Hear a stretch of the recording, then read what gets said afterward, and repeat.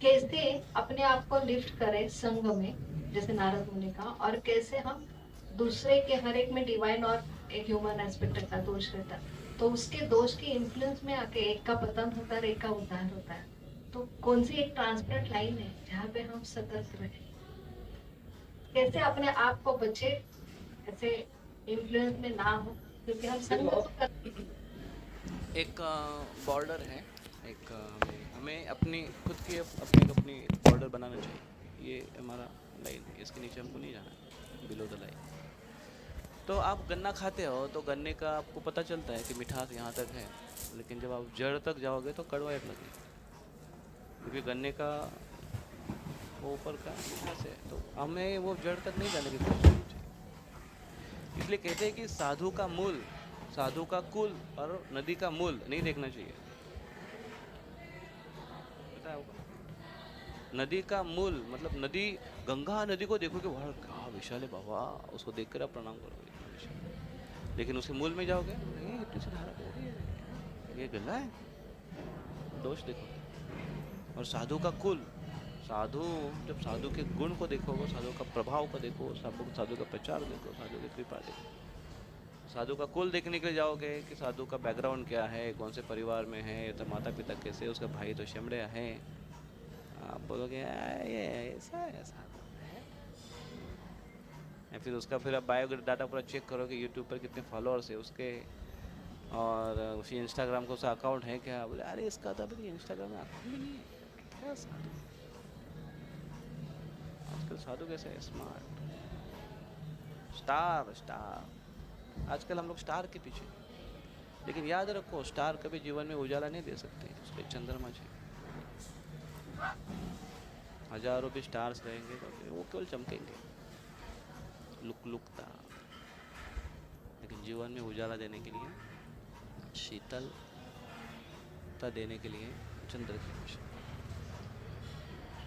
तो border line हमको खुद होकर क्रिएट करना चाहिए।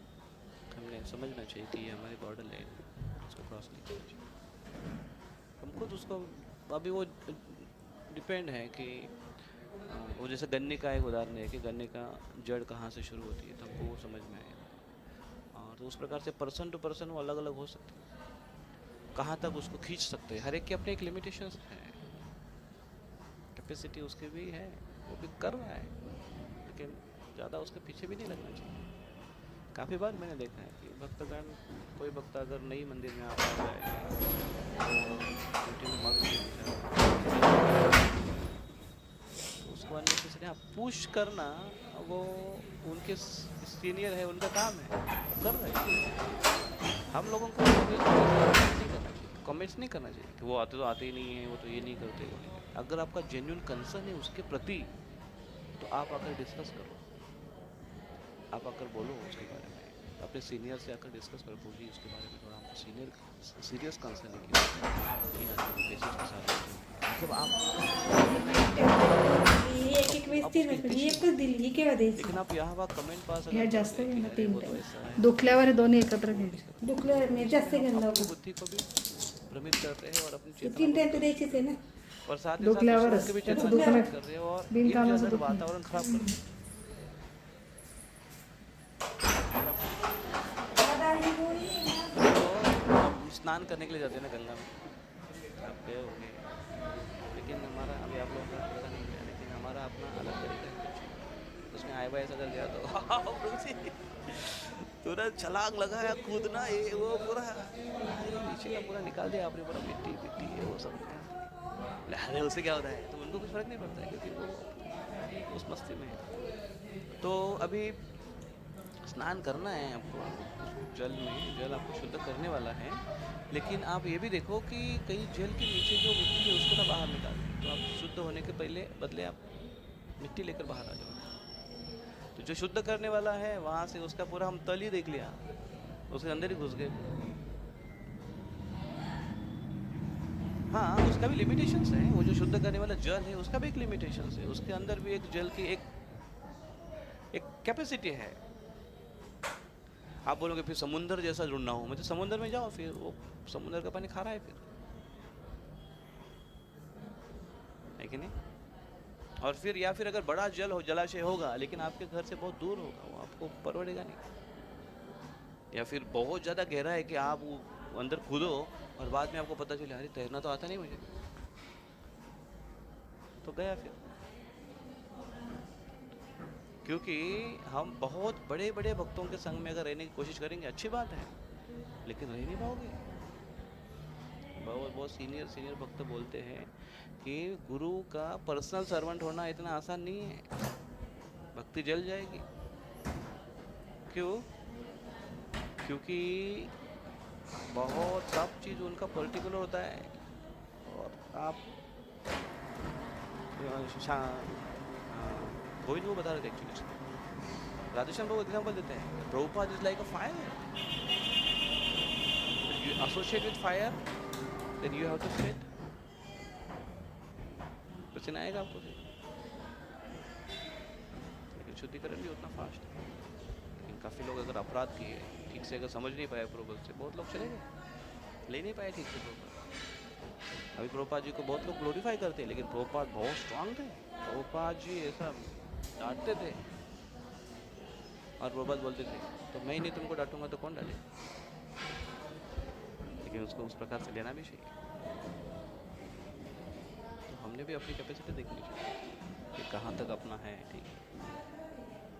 तो वो लेवल है कि वो हमको देखना चाहिए कि पानी कितना गहरा है और कितना ज़्यादा ज़ोर से कूदना चाहिए हमको, ताकि नीचे की मिट्टी ना बाहर आए।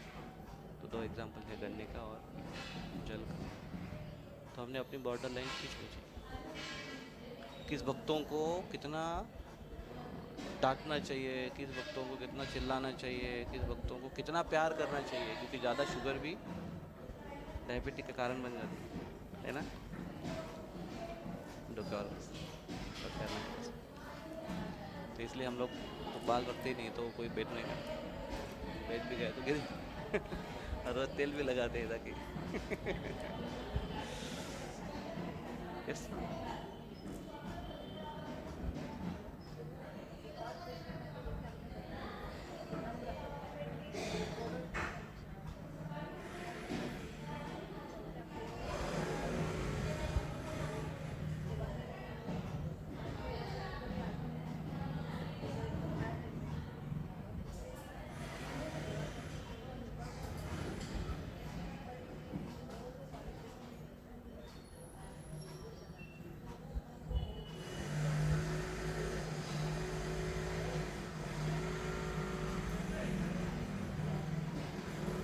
दोनों भी अच्छा नहीं है। बाहर अगर काफ़ी रहे और वो हम्बल है, क्योंकि मैं तो कुछ करता नहीं है, तो सही में कुछ करता है नहीं वो, दूर भी है, लेकिन दूर रहकर भक्ति से बाहर निकलने के चांसेस ज़्यादा है, क्योंकि भौतिकवादी उनका संग बहुत ज़्यादा है।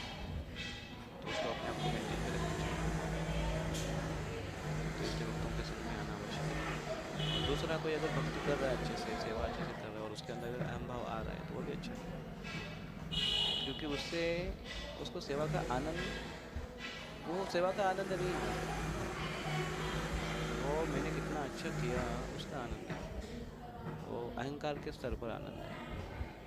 क्योंकि अहंकार के स्तर का आनंद वो एप्रिशिएशन में रहता है और हमें अच्छा दिखता है उसके, वो हृदय को स्पर्श नहीं कर रहा। हृदय का आनंद अलग है। भगवान जब हृदय में आप कभी अनुभव अगर करो, चैंटिंग अगर कर रहे हो और हृदय से अगर लगे कि भगवान, वो नम्र जब स्वभाव हमारा रहेगा तभी हो पाएगा। कभी आप अगर सवेरे सवेरे उठो, अर्ली मॉर्निंग भागवतम उठा के पढ़ना शुरू करो, वो समय पर आप देखो, आपको सेटिस्फैक्शन मिलेगा आपके हृदय में। दैट इज अ डिफरेंट, बहुत पावरफुल है। तो अगर कोई करना चाहता है उसको best actually I will suggest, सवेरे जल्दी उठिए, रात्रि में 3 से 4 1 घंटा पढ़िए।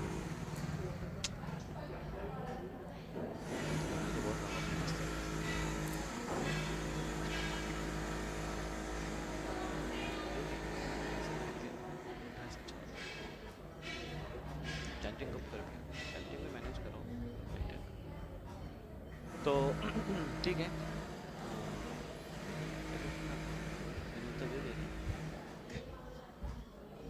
ग्रंथराज श्रीमद् भागवतम आप मुझसे ज़्यादा जानते हैं